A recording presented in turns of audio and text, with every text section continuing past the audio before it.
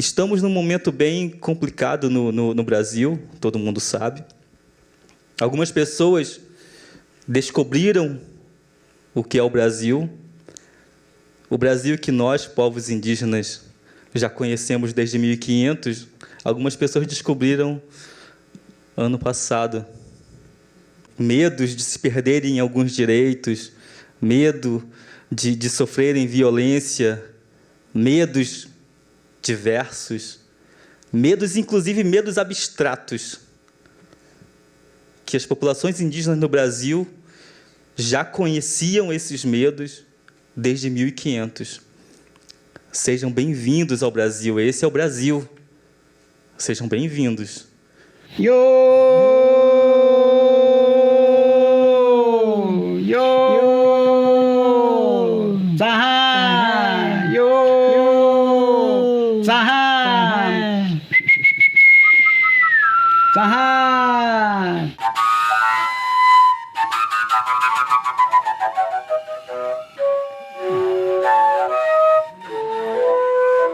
É, de fato, uma honra, né, estar passando esse tempo aqui com vocês, né, para trazer um pouco o pensamento dos povos indígenas. O meu pensamento em particular, mas também um pensamento que vem banhado, né, dos conhecimentos de todos os povos indígenas brasileiros, das tradições ancestrais no mundo inteiro. Fico feliz que a gente possa efetivamente debater, né, a nossa contemporaneidade e debater esse bem-viver indígena.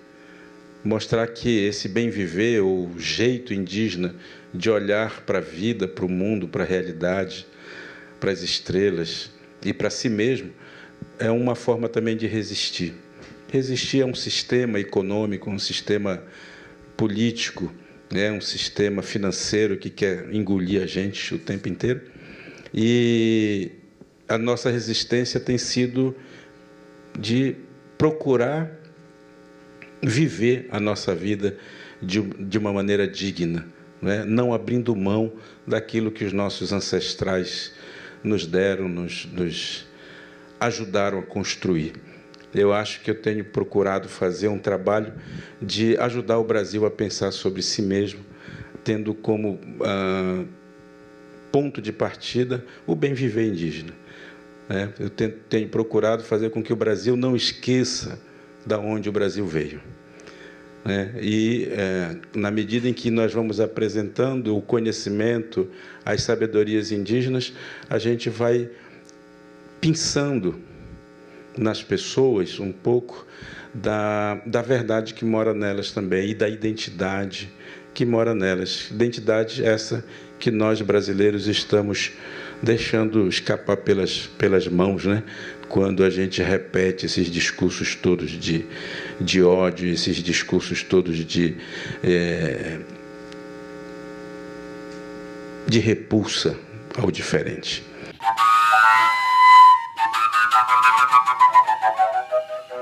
Eu costumo fazer uma comparação do Brasil com um adolescente.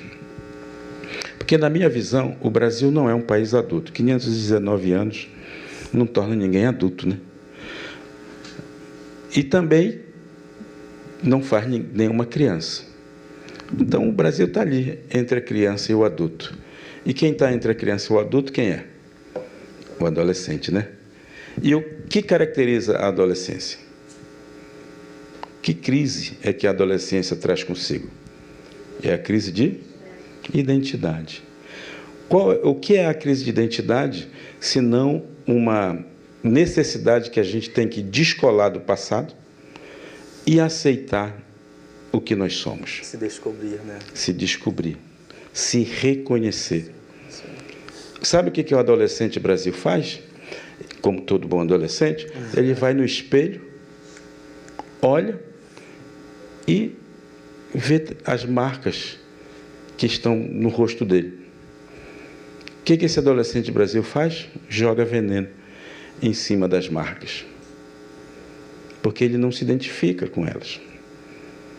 E o mais interessante desse exemplo é que o espelho, ele sempre revela o que está atrás da gente, né? Não é assim? Porque ele faz o inverso. Esse adolescente, quando olha para trás, ele não gosta do que vê. Porque o que tem atrás dele? Os povos indígenas e os povos africanos. Essas duas matrizes que ele aprendeu a não gostar. A única coisa que ele gosta, minimamente, é um pedacinho assim de uma outra matriz, a matriz europeia. Aí ele joga todas as suas fichas nesse pedacinho aqui. Então, o que ele faz? Joga um pano preto no espelho para não se ver mais, para não olhar o seu passado. Ele prefere investir nessa minúscula fagulha que ele chama de Europa.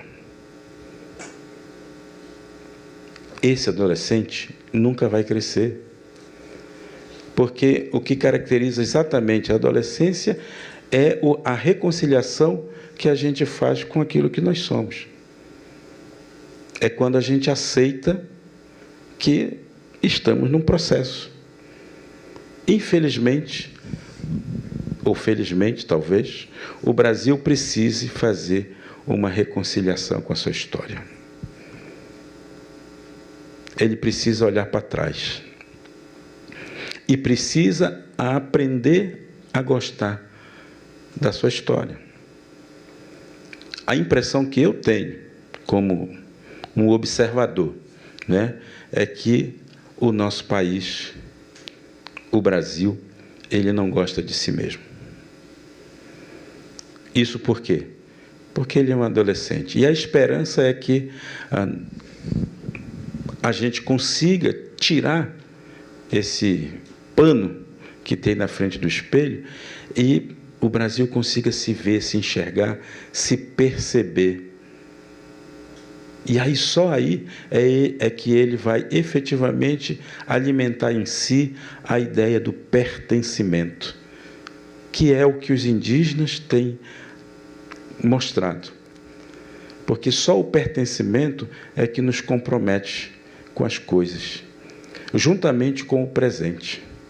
Só o presente, só o agora, é que nos compromete com a realidade. Nós aprendemos a deixar para depois, fazer amanhã. Amanhã eu vou ser feliz, não é assim? Amanhã eu mudo o Brasil. E a gente acaba lavando as mãos, né, do nosso compromisso. E o comprometimento é característico daqueles que sabem que tem que caçar e pescar todos os dias para poder sobreviver. É característico daqueles que sabem que tem que plantar todo dia para que mais tarde ele tenha alimento. Ou seja, é o compromisso com o coletivo. O Brasil, eu acho, tem a vocação para ser feliz. Infelizmente, a gente está jogando nossa felicidade em outro canto. E é por isso que a gente não consegue se reconciliar. E é por isso que a gente ainda continua alimentando desprezo pelos povos indígenas. Porque a gente não foi capaz de perceber que o que nos torna efetivamente brasileiros diferentes no mundo é a nossa diversidade. Nós queremos ser iguais a todo mundo. E o Brasil não nasceu para ser igual. A vocação do Brasil é para a diversidade. Porque vem sendo reforçado ao longo desses 500 anos a ideia de um índio, um índio fictício, uma figura que foi criada, né, a bel prazer dos colonizadores, para poder diminuir a própria existência dessas populações. Por isso, uma das minhas, digamos, missões nesse mundo, eu diria, é justamente discutir o tempo inteiro com as pessoas essa palavra, né, essa palavra índio, que é uma palavra que diz muito pouco a respeito do que nós somos. A palavra índio efetivamente não diz quem eu sou. A palavra índio diz o que as pessoas acham que eu sou. E ao dizer o que elas acham que eu sou, elas quase sempre, e essa palavra traz esse peso, me coloca lá nos rodapés da história, me coloca por baixo do tapete, coloca em todos os outros cantos, menos no lugar aonde eu deveria estar. E quando eu falo eu, estou falando naturalmente de toda uma coletividade, de todo um povo, de todos esses povos. A palavra índio, vocês sabem, é uma palavra inventada, é uma palavra que, ao longo da nossa história, foi ganhando significados, mas quase sempre significados que estão ligados a uma imagem construída, a um estereótipo construído. E esse estereótipo, ao invés de nos aproximar, ao invés de nos abraçar, né, na nossa formação identitária, acabou nos distanciando, nos colocando longe uns dos outros. Eu que escrevo para criança, principalmente, vou muito às escolas, e sempre que vou às escolas, as crianças ficam aterrorizadas quando elas descobrem que o famoso índio vai lá visitá-las. Porque, por alguma maneira mágica, que eu ainda não sei, elas morrem de medo do tal do índio. E morrem de medo certamente porque alguém, ou alguma história, ou alguma narrativa, acabou dizendo para elas que o tal do índio, ele é um ser fora da curva, como se diz, né? É um extraterrestre que está chegando ali e que vai assombrá-las de alguma forma. E esse tipo de... Essa palavra, a força dessa palavra, tem criado esse distanciamento. E vocês sabem que a palavra ela foi colocada na gente, e eu digo na gente porque todos nós temos isso, sob dois aspectos. Um, do ponto de vista romântico, facilitado, inclusive, pelo romantismo da literatura, não é? da literatura de José de Alencar, que vem formando uma imagem romântica, ou ligada a um passado heróico, né, das populações indígenas. E quando esse romantismo chega até nós, ele chega justamente com toda uma série de imagens equivocadas, muitas vezes. Porque é a imagem daquele índio que vive lá no meio da floresta, no bem bom, né? Fica o dia inteiro caçando, pescando, andando de canoa, num verdadeiro paraíso terreal, não é? Vive assim. Até tem uma música que fizeram para isso, não sei se vocês lembram dessa música, ela diz mais ou menos assim: se Deus quiser, um dia eu quero ser índio, andar pelado no meio da taba, no eterno domingo, feito bicho preguiça, e tomar banho de sol, banho de sol, banho de sol, baila comigo como quem baila na tribo. Conhece, né? Da vovó do rock. Uma música que ela representa, a meu ver, toda essa ideia romântica que as pessoas foram desenvolvendo ao longo do tempo. E é justamente esse índio que a gente comemorou no dia 19 de abril. Esse índio que é uma ficção, que está ligado a um passado, que está ligado a uma ideia antiga que a gente tem desses povos e que a gente traz para os dias de hoje como se fosse uma realidade. Portanto, mora só na nossa ficção. Mas existe também uma outra visão. Existe essa visão romântica ou romantizada, mas existe também uma outra visão que é uma visão mais ideologizada. É aquela visão que diz assim: índio é preguiçoso, viu? índio é perigoso, índio é atrasado, índio atrapalha o progresso, o desenvolvimento. Vocês andam ouvindo essas coisas, né? Através de algumas vozes oficiais, inclusive. Índio tem muita terra e não sabe o que fazer com ela. Ou é insolente. Índio... Hã? Ou é insolente. É insolente. O índio, enfim, tem essas ideias que são carregadas de eu digo de ideologia, justamente porque quer convencer as pessoas de que essas populações são inúteis para a sociedade brasileira e que, portanto, a gente tem que civilizá-las. Vocês já ouviram isso também? Tem que civilizá-las. Aliás, parece que a gente está ouvindo um discurso dos anos 80, né? 70, 80. De repente deram um pulo assim. Acabou a história, acabou a democracia e deu um pulo. Parece que estamos ouvindo os mesmos discursos que se ouvia nos anos 80. E essa fala, obviamente, tem endereço, tem um objetivo, que é de convencer a sociedade que é preciso, sim, explorar o minério das terras tradicionais, explorar os rios, não é? a água doce, explorar a floresta. E isso acontece, claro, todo mundo sabe por quê. Porque o índio não é pop. O agro é pop. E aí a gente é levado a pensar, sim, que temos que valorizar o agro e não as pessoas. Porque quando as pessoas escutam que o índio vai aparecer, né, o que vem na cabeça das pessoas? Sobretudo falando nas pessoas do brasileiro comum, né? O que vem? Vem aquele índio que está no imaginário delas, né? O índio enfeitado, o índio pintado, o índio peladão, balançando os balangandãs para cima e para baixo. Esse índio é que mora no imaginário das pessoas.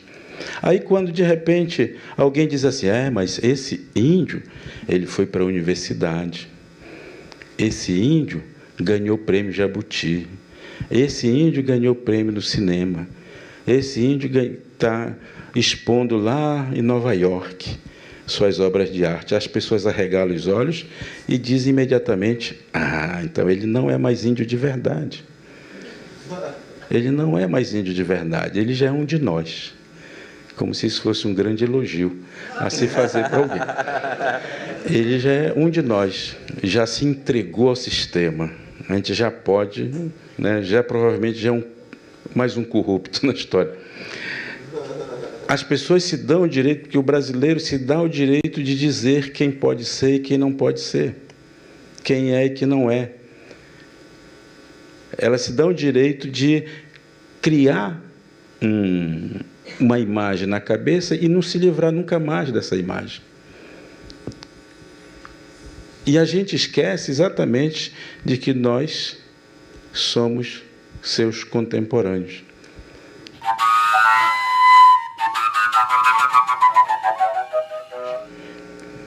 Daí dá para entender o porquê que as pessoas dizem que a gente é preguiçoso.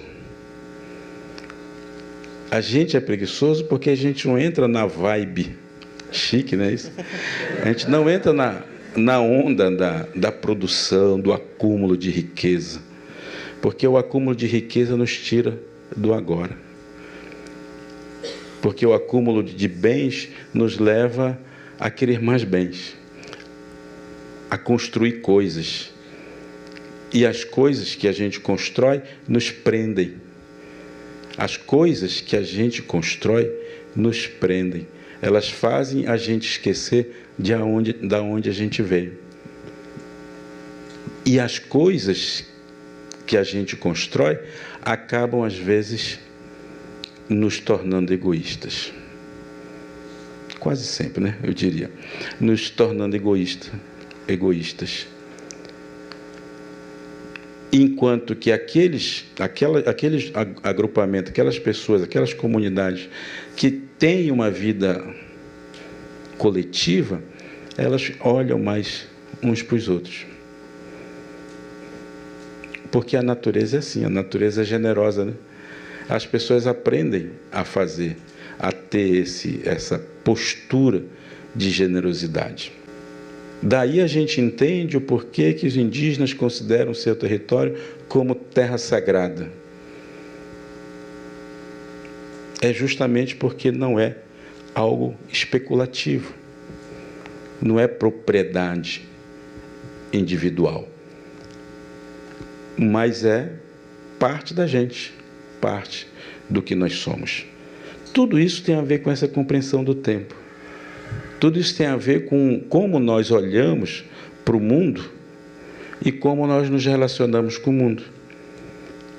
É claro que cada povo tem a sua forma, tem a sua didática, tem a sua pedagogia, tem a sua espiritualidade, tem o seu jeito de operar as suas necessidades, não é? Tem a sua economia, portanto. Cada povo tem as suas particularidades e isso é fundamental para a gente entender o porquê que uma política pública para os povos indígenas não pode ser única. Ela tem que ser diversa.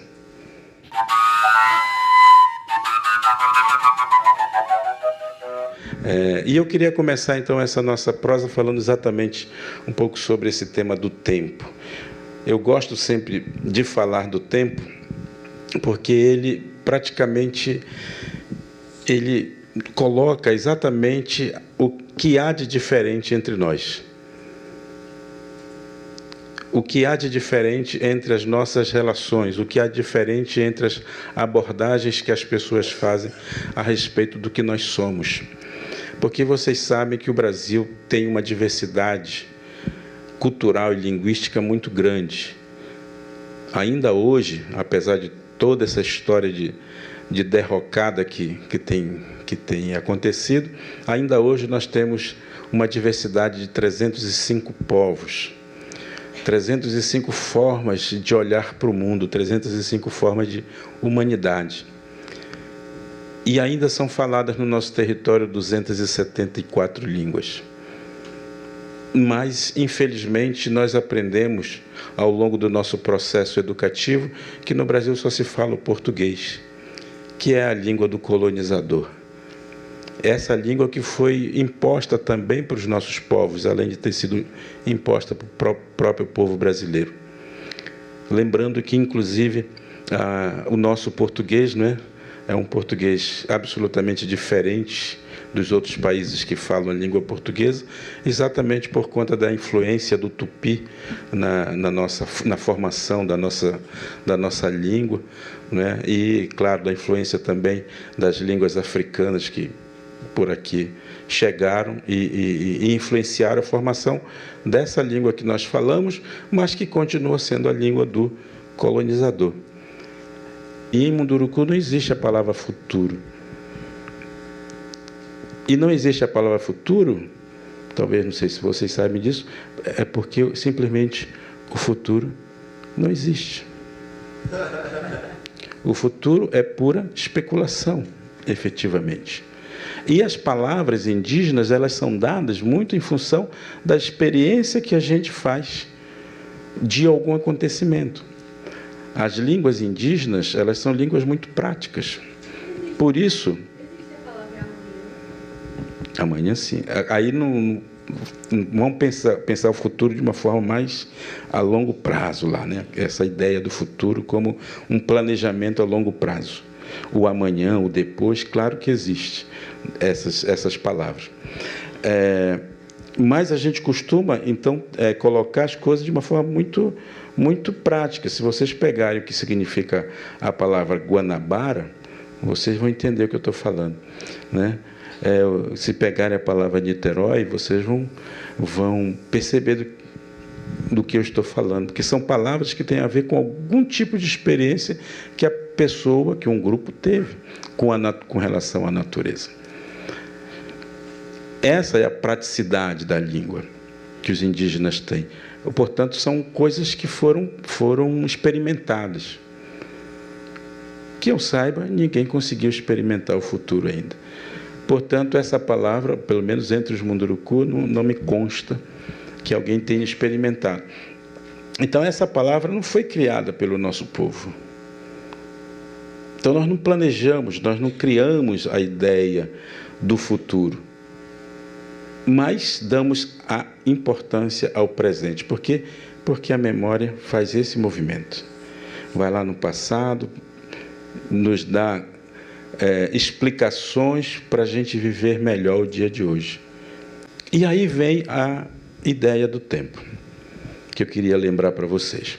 O tempo da cidade, ele é o tempo do relógio. O tempo do relógio é o tempo da produção, é o tempo do acúmulo, é o tempo do relógio de ponto, não é? É o tempo de gerar riqueza, é o tempo da constante corrida atrás do tempo. As pessoas chamam correr atrás do tempo, em algo eles dizem que isso é buscar a felicidade, porque a felicidade está sempre ali na frente, nunca está aqui.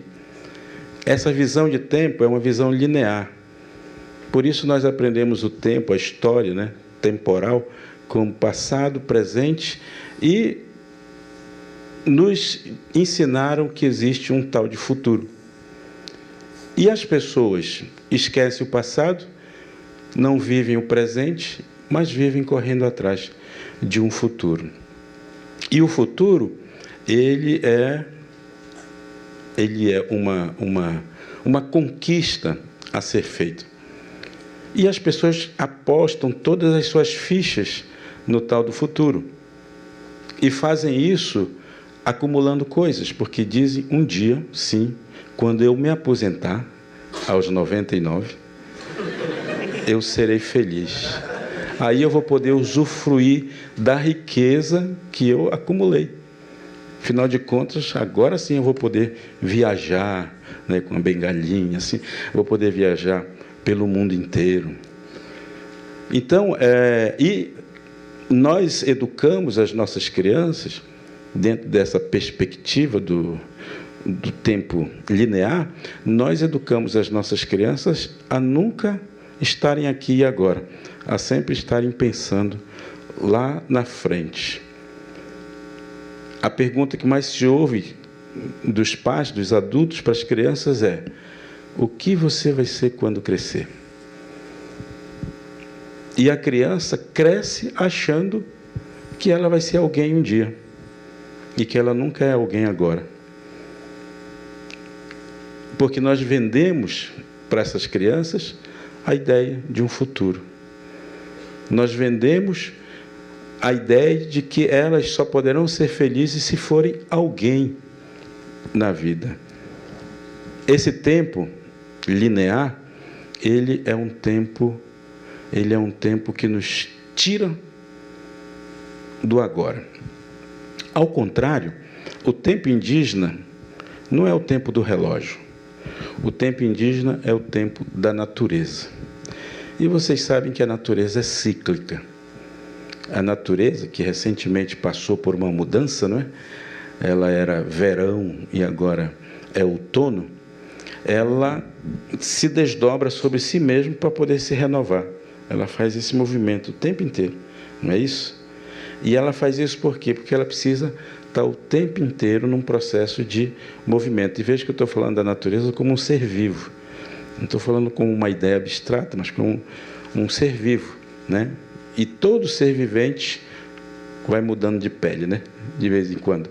Vai mudando de cor, vai mudando de estação, de uma forma cíclica.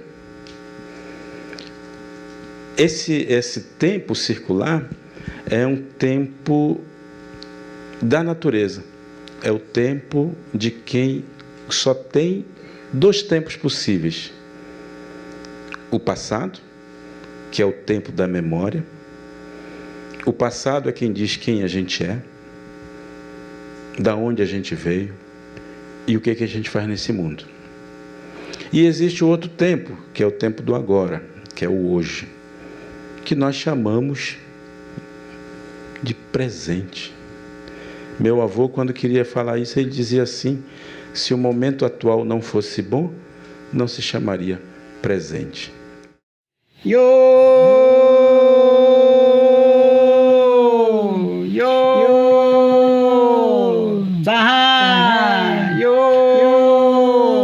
Saham.